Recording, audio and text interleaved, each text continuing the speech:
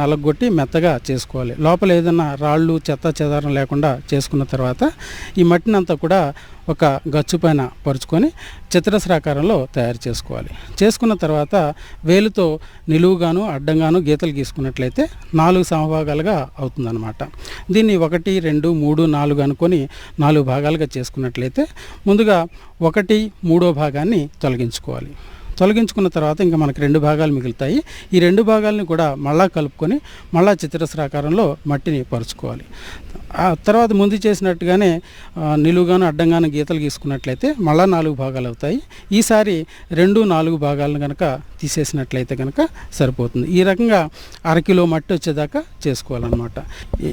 ఈ రకంగా చేసుకోవడం వల్ల ఏమవుతుందంటే రిప్రజెంటేటివ్ శాంపిల్ అనేది వస్తుందన్నమాట. తర్వాత ఈ రకంగా కలెక్ట్ చేసుకున్నటువంటి శాంపిల్ను పాలిథిన్ కవర్లో వేసుకొని దాంతోపాటుగా కొన్ని వివరాలు రైతు